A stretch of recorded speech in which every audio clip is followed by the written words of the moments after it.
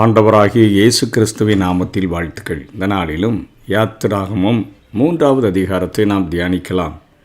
இந்த பகுதியில் மோசேயும் எரிகிற முட்செடியும் என்கிற தலைப்பின் கீழாகவோ அல்லது மோசேயின் அழைப்பு என்கிற தலைப்பின் கீழாகவோ நாம் செய்தியை கற்றுக்கொள்ள முடியும். மோசே மீதியான் தேசத்து ஆசாரியனாயிருந்த தன் மாமனாகிய எத்ரோவின் ஆடுகளை மேய்த்து வந்தான். அவன் ஆடுகளை வனாந்தரத்தின் பின்புறத்திலே ஓட்டி தேவ பர்வதமாகிய ஓரேப் மட்டும் வந்தான் என்று சொல்லி பார்க்கிறோம். தேவனுடைய வேலையை செய்ய பார்வோன் அரண்மனையில் மோசேக்கு கொடுக்கப்பட்ட அந்த மனித பிரகாரமான கல்வி பயிற்சி போதுமானதல்ல என்று ஆண்டவர் நினைத்தார் போலும். இன்றைக்கு நாம் கற்றுக்கொள்ளுகிற உலக பிரகாரமான கல்வி பயிற்சிகள் தேவனுடைய ஊழியத்தை செய்கிறதற்கு தேவன் எப்பொழுதுமே போதுமானதாக ஏற்றுக்கொள்ளுகிறதில்லை. இஸ்ரவேல் மக்களை வனாந்தரத்தின் வழியாக ஒரு மேய்ப்பனை போல் வழிநடத்தி செல்லும் பணியை மோசே செய்ய வேண்டியது இருந்தபடியினாலே அவனை ஆயத்தப்படுத்தும் வண்ணமாக இந்த காரியங்களுக்கு ஆண்டவர் அவனை அனுமதிக்கிறார். அவனை தேவனோடு தனிமையில் உறவாடுகிறவனாக பாலைவனத்தில் ஆடுகளை மேய்த்து பல கஷ்டங்களை அனுபவிக்கிறவனாக 40 ஆண்டுகளாக ஒரு கடுமையான பயிற்சியை கொடுக்கிறதை நம்ம பார்க்கிறோம். 1 கொரிந்தியர் 2வது அதிகாரம் 14வது வசனத்தில் ஜென்ம சுபாவமுள்ள மனுஷனோ தேவனுடைய ஆவிக்குரியவைகளை ஏற்றுக்கொள்ளான், அவைகள் அவனுக்கு பைத்தியமாக தோன்றும். அதாவது இந்த உலகத்தின் கல்வியை பெற்று கொண்டு இருந்தோன்னு சொன்னால், உலக மனுஷனாக நம்ம இருந்தோன்னு சொன்னால் தேவனுடைய ஆவிக்குரியவைகளை நம்ம ஏற்றுக்கொள்ள மாட்டோம். அவைகள் நமக்கு பைத்தியமாக தான் தெரியும். அவைகளை ஆவிக்குரிய பிரகாரம் ஆவிக்கேற்ற பிரகாரமாய் ஆராய்ந்து நிதானிக்கப்படுகிறவைகளானதால் அவைகளை அறியவும் மாட்டான் என்று பார்க்கிறோம். ஆகவே ஆண்டவர் தன்னுடைய பாடசாலையிலே அவர் கற்றுக் கொடுக்க விரும்புகிறார். மோசேக்கு கற்றுக் கொடுப்பதற்கு பாலைவனத்தில் ஆடுகளை மேய்க்கிறவனாக அநேக சிரமங்களை படுகிறவனாக 40 ஆண்டுகள் பயிற்சி கொடுத்து என் ஜனங்களையும் ஒரு மெய்ப்பனை போல வழிநடத்த வேண்டுமே என்பதற்கான காரியங்களை ஆண்டவர் செய்கிறதை பார்க்கிறோம். இங்கே 2ஆம் வசனத்தில் அங்கே கர்த்தருடைய தூதனானவர் ஒரு முட்செடியின் நடுவிலிருந்து உண்டான அக்னி ஜுவாலையிலே நின்று அவனுக்கு தரிசனமானார். அப்பொழுது அவன் உற்று பார்த்தான். முட்செடி அக்கினியினால் ஜுவாலித்து எரிந்தும் அது வெந்து போகாமல் இருந்தது என்று பார்க்கிறோம். இங்கே கர்த்தருடைய தூதனானவர் என்று சொல்லப்படுகிற காரியமானது கர்த்தரையே குறிக்கக்கூடியதாக இருக்கிறது. கர்த்தர் ஆபிரகாமுக்கும் கர்த்தருடைய தூதனானவர் என்று சொல்லித்தான் தரிசனமானதை ஆதியாகமம் 22வது அதிகாரம் 11வது வசனத்தில் நம்ம பார்க்கிறோம். இங்கே ஆண்டவர் மோசேயை பார்த்து சொல்கிறாரு, அவன் வெந்து போகாமல் இருக்கிறத கிட்ட போய் பார்ப்பேன். இந்த முட்செடியில் அக்கினி எரிதேன்னு வந்தபோது ஆண்டவர் முதலாக அவனுக்கு சொல்லுகிற காரியம், மோசே மோசே என்று கூப்பிட்டார். அவன் இதோ அடியேன் என்றான். இங்கே கிட்டி சேராயாக உன் கால்களில் இருக்கிற பாதரட்சையை கலற்றி போடு, நீ நிற்கிற இடம் பரிசுத்த பூமி என்றார் என்று பார்க்கிறோம். அதாவது படிப்படையாக தேவன் தன்னுடைய சுபாவங்களை மக்களுக்கு வெளிப்படுத்துகிறதையே இது காட்டுகிறது. ஆபிரகாமுக்கு தன்னை வெளிப்படுத்துகிற பொழுது, நான் சர்வ வல்லமை உள்ள தேவன், நீ எனக்கு முன்பாக நடந்து கொண்டு உத்தமனாயிரு, நான் வல்லமை உடைய தேவன் என்று தன்னை வெளிப்படுத்தின ஆண்டவர் இங்கே மோசேக்கு தன்னுடைய பரிசுத்தத்தை குறித்து அவர் வெளிப்படுத்துகிறதை பார்க்கிறோம். நான் பரிசுத்தம் உள்ள தேவன் என்று சொல்லுகிறார். அதாவது தேவன் மோசேக்கு முதலில் தம்முடைய பரிசுத்தத்தையே அங்கே வெளிப்படுத்துகிறதை பார்க்கிறோம். பரிசுத்தம் என்பது நாம் பாவத்தை விட்டு எல்லா தீமைகளை விட்டு விலகி இருக்கிற காரியத்தை குறிக்கிறது. நீதிக்கு நம்மை முழுமையாக அர்ப்பணிக்கிற காரியத்தை அது குறிக்கக்கூடியதாக இருக்கிறது. பாவத்தை விட்டுறணும், தீமைகளை விட்டுறணும், நீதிக்கு நம்மை முழுமையாக அர்ப்பணிக்க வேண்டும். இதுதான் பரிசுத்தம். தேவனுடைய ஊழியன் என்ற நிலையில் தான் சேவிக்கக்கூடிய தேவன் பரிசுத்தம் உள்ளவர் என்பதை மோசே எப்பொழுதும் நினைவில் கொள்ள வேண்டும் என்பதற்காக இங்கே ஆண்டவர் தன்னை ஒரு பரிசுத்தம் உள்ளவர் என்று அங்கே வெளிப்படுத்துகிறதை பார்க்கிறோம். நீ நிற்கிற இடம் பரிசுத்த பூமிப்பா, நான் முட்செடி வேகாதபடி என்னுடைய பிரசன்னத்தில் நான் தரிசனமாக இருக்கிறேன், ஆனால் நீ பரிசுத்தமுள்ள தேவனை அறிந்து கொள்ள வேண்டும் என்று பேசுகிறதை பார்க்கிறோம். மோசே தேவனை நோக்கி பார்க்க பயந்ததுனால தன் முகத்தை மூடிக்கொண்டான் என்று பார்க்கிறோம். அந்த நாட்களிலே தேவனை சந்திக்கிற மனிதர்கள் அவர்கள் மரணமடைந்து விடுவார்கள் என்கிற அளவிற்கு அந்த எண்ணம் இருந்தபடினாலே இங்கே முகத்தை மூடிக்கொள்ளுகிறான். அப்பொழுது கர்த்தர், எகிப்தில் இருக்கிற என் ஜனத்தின் உபத்திரவத்தை நான் பார்த்து ஆலோடிகளை நிமித்தம் அவர்கள் இடுகிற கூக்குரலை கேட்டேன். அவர்கள் படுகிற வேதனைகளையும் அறிந்திருக்கிறேன். அவர்களை எகிப்தியரின் கைக்கு விடுதலையாக்கவும் அவர்களை அந்த தேசத்திலிருந்து நீக்கி கானானியரும் ஏத்தியரும் எமோரியரும் பெரிசியரும் ஏவியரும் எபூசியரும் இருக்கிற இடமாகிய பாலும் தேனும் ஓடுகிற நலமும் விசாலமுமான தேசத்தில் கொண்டு போய் சேர்க்கவும் இறங்கினேன். தன்னுடைய திட்டத்தை இப்பொழுது இங்கே மோசைக்கு அவர் வெளிப்படுத்துகிறதை பார்க்கிறோம். எகிப்தில் தன்னுடைய மக்கள் அனுபவிக்கிற துன்பங்களை கரிசனையோடு கண்ட தேவன் இன்றைக்கு நம்முடைய வாழ்வில் எல்லா மக்களுடைய துன்பங்களையும் அவர் அறிந்திருக்கிறார். இன்றைக்கு கர்த்தர் நம்மை விசாரிக்கிறவரானபடியினால் நம்முடைய கவலைகள் எல்லாவற்றையும் அவர் மேலே வைத்து விடுகிறதற்குத்தான் வேதம் நம்மை அழைக்கிறது. மாம்சமான யாவரும் உம்மிடத்தில் வருவார்கள், ஜெபத்தை கேட்கிறவரே என்று சொல்லித்தான் வேதம் நமக்கு கற்றுக் கொடுக்கிறது. எல்லா மனுஷருக்கும் மிகுந்த சந்தோஷத்தை உண்டாக்குகிற நற்செய்தி என்று தான் வேதம் நம்முடைய ஆண்டவரை வெளிப்படுத்துகிறது. ஆகவே இங்கே ஆண்டவரே பேசுகிறார், நான் அவர்களுடைய துன்பங்களை அறிந்திருக்கிறேன், ஒடுக்கப்பட்டு துன்பம் அனுபவிக்கிற அவர்களுடைய கூக்குரலையும் நான் கேட்டிருக்கிறேன் என்று சொல்லுகிறார். இத்தகைய துன்ப நேரத்தில் தேவனுடைய மக்கள் தங்கள் காரியத்தில் தங்களுக்காக இறங்கி இடைபடுமாறு அவரை நோக்கி கூப்பிட்டோம்னு சொன்னால், நம்முடைய சூழ்நிலைகளை மாற்றுகிறதற்கும் நமக்கு விரோதமாக எழும்புகிற மக்களின் கிரியைகளை மாற்றுகிறதற்கும் சாத்தானின் கிரியைகளை அழிக்கிறதற்கும் பாவத்தின் வல்லமையை முறியடிக்கிறதற்கும் உலகத்தினால் வருகிற எல்லா துன்பங்களையும் நீக்கி நம்மை விடுதலை செய்கிறதற்கும் ஆண்டவர் உண்மை உள்ள ஒரு ஆண்டவராக இருக்கிறார்.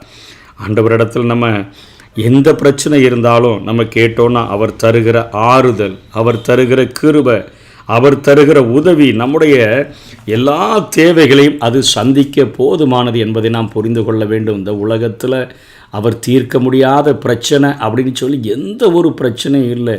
அவரால் முடியாது என்கிற எந்த ஒரு காரியம், தேவனால் கூடாத காரியம் ஒன்றுமில்லை என்று தான் வேதம் நமக்கு கற்றுக் கொடுக்கிறது. ஆகவே எந்த ஒரு பிரச்சனையாக இருந்தாலும் வருத்தப்பட்டு பாரம் சுமக்கிறவர்களே, நீங்கள் எல்லாரும் என்னிடத்தில் வாருங்கள், நான் உங்களுக்கு இளைப்பாறுதலை தருவேன் என்று சொன்ன ஆண்டவர் நம்முடைய வாழ்க்கையில் இளைப்பாறுதலை தருகிறதற்கு உண்மை உள்ளவராக இருக்கிறார். ரோமருக்கு பவுல் எழுதும் பொழுது 8வது அதிகாரம் 32வது வசனத்தில் அவர் சொல்லிக் கொடுக்கிறார், தம்முடைய சொந்த குமாரன் என்றும் பாராமல் நம்ம எல்லாருக்காகவும் அவரை ஒப்பு கொடுத்தவர் அவரோட கூட மற்ற எல்லாவற்றையும் நமக்கு அருளாதிருப்பது எப்படி?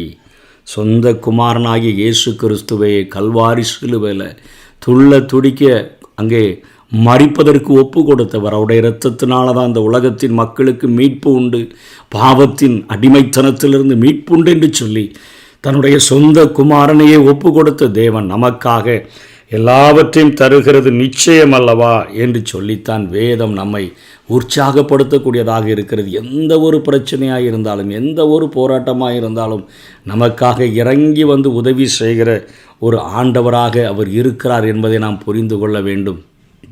இப்போது இங்கே ஆண்டவர் வந்து மோசையின் இடத்துல தன் ஜனங்களினுடைய காரியங்களை சொல்லுகிறார்.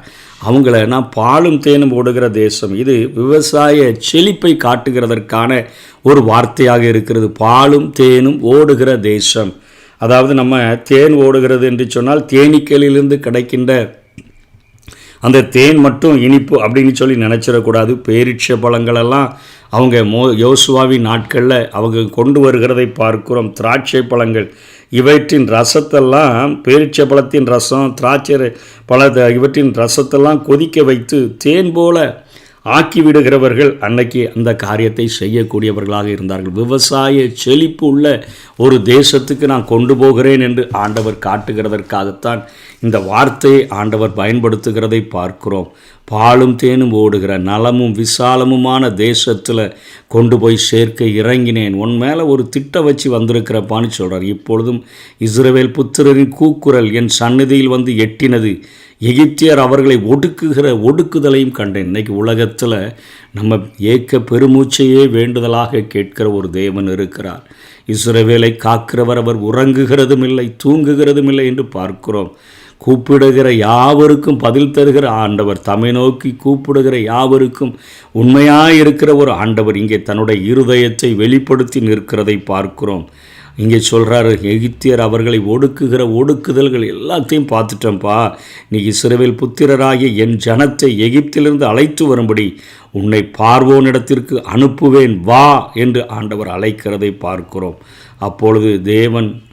அப்பொழுது மோசே தேவனை நோக்கி பார்வோனிடத்திற்கு போகும் இஸ்ரவேல் புத்திரரை எகிப்திலிருந்து அழைத்து வரும் நான் எம்மாத்திரம், அவன் அநேக காரணங்களை இங்கே சொல்லி அவன் தட்டி கழிக்கிறதை நாம் இந்த அதிகாரத்திலே பார்க்கிறோம். அதாவது முதல்ல அவன் என்ன சொல்லுகிறான்னா, நான் யாரையா, என்னிடத்துல திறமை குறைவு இருக்குது அப்படின்னு 11வது வசனத்தில் அவன் சொல்லுகிறதை பார்க்கிறோம். அதனை தொடர்ந்து அவன் பேசுகிறான், நான் பேச வேண்டியது இன்னது நீ எனக்கு அறியாமல் இருக்கிற நீ 13ஆம் வசனத்தில் சொல்கிறான். அப்பொழுது மோசே தேவனை நோக்கி, நான் இஸ்ரவேல் புத்திரரிடத்தில் போய் உங்கள் பிதாக்களுடைய தேவன் உங்களிடத்தில் என்னை அனுப்பினார் என்று அவர்களுக்கு சொல்லும்போது அவர்களுடைய நாமம் என்ன என்று அவர்கள் இடத்தில் கேட்டால் நான் அவர்களுக்கு என்ன சொல்லுவேன்? அவங்கள்ட்ட போய் என்ன ஆன்சர் பண்ண முடியும்? நான் என்ன பேசணும்னு கூட தெரியாது அப்படின்னு சொல்கிறார். ஆண்டவர் இன்றைக்கி அநேக நேரங்களில் நமக்கு ஒரு பணியை கொடுக்கும்போது நம்ம அதை தான் சொல்கிறோம். உலக மனுஷன்ட்ட நான் யார் நீ பாரு அப்படின்லாம் பேசுகிறோம். ஆண்டவரிடத்தில் இங்கே மோசே நிற்கிறான். முதல்ல எகிப்தின் கல்வியை கற்ற மோசே மாம்சீகமாக ஜென்ம சுபாவமுள்ள மனிதனாக இருந்தபொழுது அங்கே ஒரு எகிப்தியனை வெட்டி கொன்று போடுகிறதை பார்க்கிறோம். எபிரேயர்கள் 2 பேர் சண்டை போடும்போது அங்கே சமாதானப்படுத்தும்படியாய் பேசுகிறதற்கு போகிறதெல்லாம் பார்க்கிறோம். ஆனால் இப்பொழுது 40 வருடம் வனாந்தரத்தில் பயிற்சியை முடித்திருக்கிற மோசே ஆண்டவரை பார்த்து சொல்கிறான், என்கிட்ட திறமை குறைவு இருக்குது ஆண்டவரே. அடுத்தபடியாக சொல்கிறான், என்ன பேசணுன்னே எனக்கு தெரியல என்று சொல்லுகிறதை பார்க்கிறோம். அதே போல் 4:1 சொல்கிறான், அவர்கள் என்னை நம்பார்கள், என் வாக்குக்கு செவிகொடார்கள், கர்த்தர் உனக்கு தரிசனமாகவில்லை என்று சொல்வார்கள். என்கிட்ட என்ன அதிகாரம் இருக்குன்னு கேட்பாங்க, என் அதிகாரமின்மையை சொல்லுவாங்க. அதே போல் என்னுடைய நாவன்மை 4:10 அவர் சொல்லும்போது, அப்பொழுது மோசே கர்த்தரை நோக்கி, ஆண்டவரே, இதற்கு முன்னாவது தேவரீர் உம்முடைய அந்நியனை பேசினதுக்கு பின்னாவது நான் வாக்கு வல்லவன் அல்ல, நான் திக்கு வாயும் மந்த நாவும் உள்ளவன் என்றான். சாக்கு போக்க நிறையா சொல்லுகிறதை பார்க்கிறோம். அதாவது எனக்கு நாவுண்மை இல்லை, அதிகாரம் இல்லை, தேவைக்கேற்ப மாறும் தன்மையில் கூட நான் குறைவாக தான் இருக்கிறேன். ஆண்டவரே, நீர் அனுப்ப சித்தமாக இருக்கிற யாரையாகிலும் அனுப்பும் என்றான். அதாவது 4வது அதிகாரம் 13ஆம் வசனத்தில் சொல்கிறான், யாரையாவது அனுப்பிடுங்க ஆண்டவரே, இதுவரை எவரும் என்னை ஏற்றுக்கொள்ளலை என்கிற ஒரு காரியத்தை சொல்லுகிறான். இன்னும் கூடுதலாக அவன் அநேக காரியங்களை சொல்லி தன்னுடைய இயலாத நிலைமையை அங்கே சொல்லுகிறதை பார்க்கிறோம். அவன் தோற்றத்தில் தன்னை தாழ்மையானவனாகவும் தயக்கமுள்ளவனாகவும் காண்பித்த காரியம் இந்த இடத்துல ஆண்டவருக்கு மன மகிழ்ச்சியை கொண்டு வரல, மாறாக ஆண்டவர் கோபப்படுகிறதையே பார்க்கிறோம். அப்பொழுது கர்த்தர் மோசேயின் மேல் கோபம் ஆனார் என்று சொல்லித்தான் 4வது அதிகாரம் 14வது வசனத்தில் நம்ம பார்க்கிறோம். ஆகவே ஆண்டவருடைய பிள்ளைகள், ஆண்டவர் அழைக்கிற பணிக்கு, நம்மை தகுதி உள்ளவர்கள் என்று கொடுக்கிற பணிக்கு நம்மை முற்றிலுமாக அர்ப்பணித்து வாழ வேண்டும் என்பதை இந்த பகுதியானது நமக்கு காட்டக்கூடியதாக இருக்கிறது. இங்கே ஆண்டவர் திரும்பவும் மோசேயின் இடத்துல பேசுகிறார், நான் உன்னோட கூட இருப்பேன். 12ஆம் வசனத்தில் அடுத்த வசனத்திற்குரிய விளக்கத்தை, இங்கே தேவனுடைய நாமத்தினுடைய முக்கியத்துவத்தை இங்கே ஆண்டவர் பேசுகிறார். நான் இருக்கிறவராகவே இருக்கிறேன் என்று ஆண்டவர் சொல்லுகிறதை பார்க்கிறோம். அதாவது நான் நிறைவானவராக நான் இருக்கிறேன். நான் அங்கே யாவே என்று சொல்லித்தான் இது எபிரேய மொழியில் அழைக்கப்படுகிறது. யாவே, அதாவது யெகோவா என்கிற அந்த நாமம், நிறைவுள்ள ஒரு ஆண்டவர் என்கிற ஒரு நாமம் இங்கே யாவே என்று சொல்லி அங்கே எபிரேய மொழியில் குறிக்கக்கூடிய அந்த பெயரை உச்சரிக்கக்கூடாதபடிக்கிறது புனிதமானது என்றுதான் இன்றைக்கு வரைக்கும் யூதர்கள் அந்த வார்த்தையை கருதி கொண்டிருக்கிறார்கள். தம்மில் தாமே நிறைவாய் இருத்தல் என்கிற அர்த்தமுடையவராக இங்கே ஆண்டவர் தன்னை வெளிப்படுத்துகிறதை பார்க்கிறோம். தேவன் தமது நாமத்தை இருக்கிறவராகவே இருக்கிறேன் என்று மோசேக்கு தெரிவித்தாரே, இது யாவே என்று எபிரேய மொழியில் குறிப்பிடப்படுகிறதே. எங்கும் பிரசன்னமாயிருக்கிற இந்த தேவன் நான் என்னை வெளிப்படுத்த விரும்புகிறேன் என்று சொல்லி ஆண்டவர் இங்கே தன்னை வெளிப்படுத்துகிறதை பார்க்கிறோம். யாவே என்னும் நாமத்தில் என்னென்ன வாக்குறுதிகள்லாம் இருக்குது அப்படின்னு சொல்லி நம்ம கட்டாயம் பார்க்க வேண்டும். என்னென்னா, உயிருள்ள தேவனுடைய பிரசன்னம் தமது மக்களுடன் ஒவ்வொரு நாளும் இருக்கிறவராகவே இருக்கிறேன். யாவே அந்த நாமத்துக்கு உள்ள இருக்கக்கூடிய வாக்குறுதிகள் என்னன்னா, நான் ஒவ்வொரு நாளும் என் ஜனங்களோடு கூட என்னுடைய பிரசன்னம் அவர்களோடு கூட இருக்க நான் விரும்புகிறேன் என்று ஆண்டவர் உணர்த்தி காட்டுகிறத நம்ம பார்க்கிறோம். இங்கே தமது மக்களிடம் அவருடைய உண்மையான அன்பையும் அவர்கள் மீது அவருக்குள்ள அக்கறையையும் அவர்களை மீட்டுக்கொள்ள வேண்டும் என்னும் ஆவலையும் அவர்களோடு கூட உறவாட வேண்டும் என்னும் விருப்பத்தையும் இது வெளிப்படுத்தக்கூடியதாக இருக்கிறது.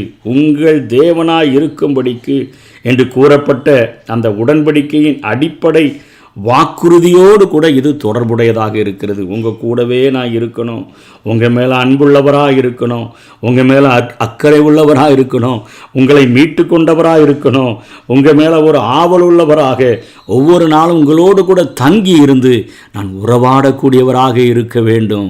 ஆகவே தான் ஆண்டவர் சொல்கிறாரு, நான் இருக்கிறவராகவே இருக்கிறேன். மோசே, நீ புதிய ஒரு தெய்வத்தை கொண்டு போய் நீ எய்த்தின் ஜனங்களுக்கு அறியப்படாத தேவன் சொல்லி ஒரு மார்ஸ் மேடையில் எழுதி வச்சாங்களே, அப்படி அறியப்படாத தேவனை கொண்டு போய் நீ சொல்லணும்னு அவசியம் இல்லை. நீங்கள் உங்கள் பிதாக்கள் அறிந்திருக்கிற தேவனை நீங்கள் சொல்லுங்கள். அவர் மிகுந்த அன்புள்ளவர், மிகுந்த அக்கறை உடையவர், மிகுந்த ஆவல் உள்ளவர், மிகுந்த மீட்டு கொள்ளக்கூடிய ஆசை உடையவர், ஒவ்வொரு மனிதனோடும் கூட தனிப்பட்ட முறையில் உறவாடுகிற விருப்பமுடைய ஒரு யாவே யெகோவா, நித்திய நிறைவான ஒரு ஆண்டவரை நீ போய் சொல்லியிருப்பா அப்படின்னு சொல்லித்தான் இங்கே ஆண்டவர் வெளிப்படுத்துகிறதை பார்க்கிறோம்.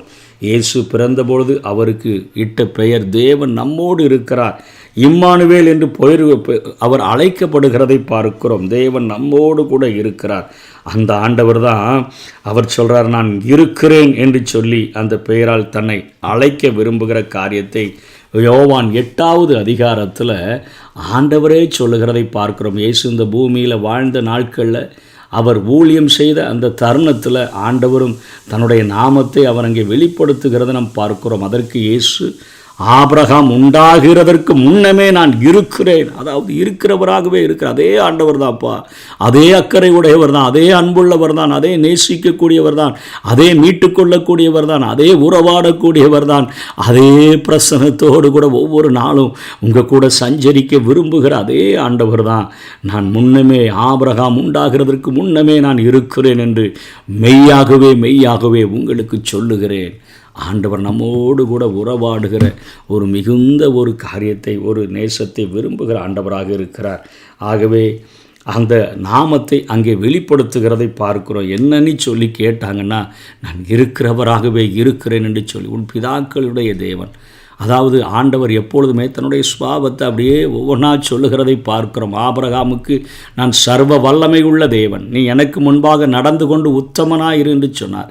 இங்கே மோசேக்கு தன்னை பரிசுத்தமுள்ள ஆண்டவராக காண்பித்து விட்டு அடுத்தபடியாக சொல்லுகிறார், நான் இருக்கிறவராகவே இருக்கிறேன்னு சொல்லு.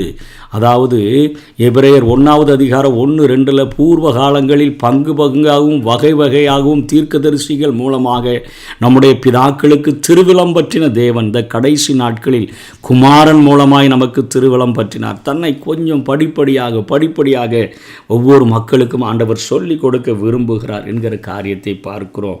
அதற்கு பின்பாக அங்கே ஆண்டவர் சொல்லி கொடுக்கிறார், நீ அங்கே போயிருப்பா, அங்கே எகிப்தியர்களை நீங்கள் கொள்ளையிடணும் அப்படின்னு சொல்லி 22ஆம் வசனத்தில் பார்க்கிறோம். ஒவ்வொரு ஸ்திரீயும் தன் அயலாளரிடத்திலும் தன் வீட்டில் தங்குகிறவர்களிடத்திலும் வெள்ளியுடைமைகளையும் பொன்னுடைமைகளையும் வஸ்திரங்களையும் கேட்டு வாங்குவாள். அவைகளை உங்கள் குமாரருக்கும் உங்கள் குமாரத்திகளுக்கும் தரிப்பித்து எகிப்தியரை கொள்ளையிடுவீர்கள் என்றார். ஆண்டவருங்க கொள்ளையடிக்க சொல்லலை. 400 வருடங்கள் சம்பளத்தில் வஞ்சனையாக்கப்பட்டு ஆலோட்டிகள் நிமித்தமாக பெருமூச்சு விட்டு ஏக்கத்தோடு கூட இருந்த அந்த ஜனங்களுக்கு தேவையான அவர்கள் இழந்த காரியங்களை நான் தருவேன். அதற்கு எகிப்தியர்களுடைய இருதயங்களை நான் ஆயத்தப்படுத்திடுவேன்ப்பா. அவங்க இருதயம் நீங்கள் கேட்ட உடனே கடன் கேட்குறதற்கல்ல, கொடுங்கங்க ஆராதிக்க போனோன்னு கேட்கும்போது அவங்களே வெள்ளி உடைமைகளை, அவங்களே பொன் உடைமைகளை, அவங்களே வஸ்திரங்களை எல்லாம் தூக்கி தந்துடுவாங்க. ஏன்னா நீங்கள் வஞ்சிக்கப்பட்டு நீங்கள் இத்தனை நாட்கள் வேதனை பெருமூச்சு, இத்தனை நாட்கள் ஆலோட்டிகள் நிமித்தமாக ஜீவன் கசப்பாகிற அளவிற்கு வேதனை. எல்லா காரியங்களையும் மீட்டு நான் உங்களுக்கு தருவேன் என்று சொல்லி தன்னுடைய திட்டத்தை மோசேயை அழைத்து தன்னுடைய அந்த முட்செடி வேகாத அந்த இடத்துல தன்னுடைய பிரசன்னத்தை மோசேக்கு காண்பித்து, இன்றைக்கு நீ எப்படிப்பட்ட சூழ்நிலையில் இருந்தாலும் நீ வெந்து போகாமல், நீ அழிந்து போகாமல் இருக்கும்படியாக தேவ பிரசன்னம் உண்மையில தங்கி இருக்கிறது என்று காட்டும்படியாகத்தான் மோசேக்கு தன்னை வெளிப்படுத்துகிறார். நம்முடைய வாழ்க்கையிலும் வாழ்வின் சூழ்நிலையில் ஒரு சூழலில் இருக்கிறது போல காரியத்தில் நாம் தோன்றினாலும், சாத்ராக் மேஷாக் ஆபேத்நேகோ எப்படி ஒரு அக்னி ஜுவாலைக்குள்ளே சுற்றினா கூட அங்கே தேவ பிரசன்னம் கடந்து வந்த பொழுது, தேவன் கடந்து வந்த பொழுது அவர்கள் மேலே ஒரு அவர்களுடைய முடியில் கூட, அவங்களுடைய வஸ்திரத்தில் கூட அந்த அக்னி அது பலன் செய்ய முடியாதபடி ஆண்டவர் தடுத்து நிறுத்தினாரோ, அதே போல் நம்முடைய வாழ்க்கையில் எப்பேற்பட்ட சூழ்நிலையாக இருந்தாலும் ஆண்டவர் நம்மோடு கூட இறங்கி அசைவாடுகிற பொழுது, அவருடைய பிரசன்னம் நம்மில் தங்கியிருக்கிற பொழுது நிச்சயமாக நாம் வெந்து போகாத ஒரு நிலைமையில் அவருடைய பிரசன்னத்தை தாங்கி சுமக்கிற ஒரு ஆச்சரியமுள்ளவர்களாக இந்த உலகத்தில் வாழ முடியும். அப்படிப்பட்ட கிருபைகளை தேவன் நமக்கு தந்தருள்வாராக. ஆமேன்.